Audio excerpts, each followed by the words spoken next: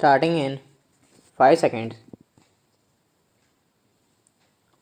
Under the 12th 5-year plan, the government want to start junior technical institutes, but so far the education department is not in a position to know what type of junior technical institutes are going to be established in the country. Every time we ask the education department to furnish us with details of their schemes, the reply we get from the education ministry is that some officers of the department has been sent abroad to study this question, and only when he returns from abroad will they be able to finalize the thing. An officer of the education department has been sent to study these institutions in France. I think he must have spent 4 or 5 months in France. But the reply that the education ministry has given is that he could not study the entire scheme and he wants to some other officers to be deputed to study.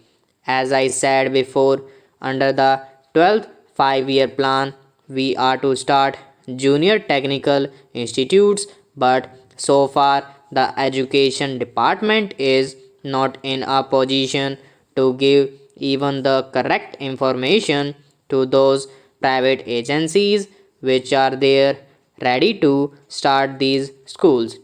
Therefore, I request the education department not to sleep over things but to take very active steps in collecting the necessary information and in helping the private agencies who want to start these institutes in this country.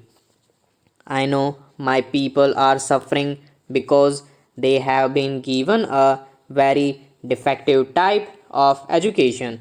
Today, we have to depend upon the reservations. Whenever any vacancy occurs in a department, that vacancy, even if it is reserved, is not filled by a scheduled caste man. Naturally, this type of education will not help a candidate to choose any other profession except to depend upon government establishments. Therefore, it is necessary at least to see that the scheduled caste, the scheduled tribes, and the tribal people do not depend upon the reserved services. They must be given technical education. For that, the education department will have to spend enormous money. I do not want government to simply waste money in propaganda against untouchability. This is a real step which would definitely improve the conditions and make the scheduled caste to be independent, that is, without being dependent upon government services. Therefore, I would like the Home Ministry to give special directives to all the state governments. I know in some of the states they have started special schools when they felt need, because in many of the other institutions the scheduled caste were not allowed in those days. At that time there were many states which had started special schools to cater to the needs of the scheduled caste. Now, when the government is not able to give the reserved vacancies to them, it is very necessary that these technical schools should be started so that the scheduled caste can be made independent and can prosper in this country. I join my friend in expressing satisfaction at the fact that the national income has recorded an increase of 18%, perhaps 7% more than the estimated increase. But I do not find evidence of this in any appreciable increase in the standard of living in the villages.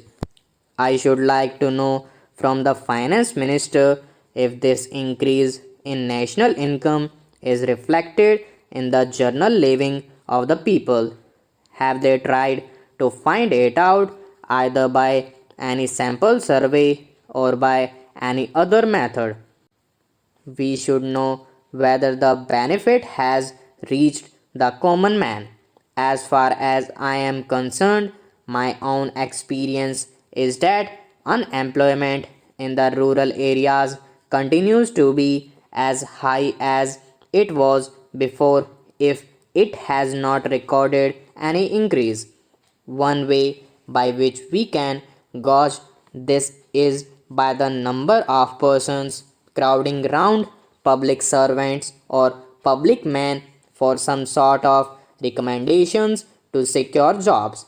In urban areas, the extent of unemployment is judged by the registrations in the employment exchange. I do not suppose there is any such device for the rural areas, and I think our experience can be depended upon to some extent for finding out the extent of unemployment. This leads me to feel that even though there is an increase in national wealth, the benefit is not going to the common man. Therefore, I feel that we should bring about a very drastic change in the property relations. If we are really keen on realizing the socialistic pattern of society, the sooner we change the property relation, the better. I believe the proportion in which the accumulated wealth of the nation is held by certain classes determines the pattern of production to a considerable extent. The pattern of production determines the pattern of distribution. We cannot therefore secure distributive justice unless and until there is a change in property relations. We have therefore abolished the sanctity attached to the properties, and we have made compensation payable to those who are expropriated and non justiciable. Stop.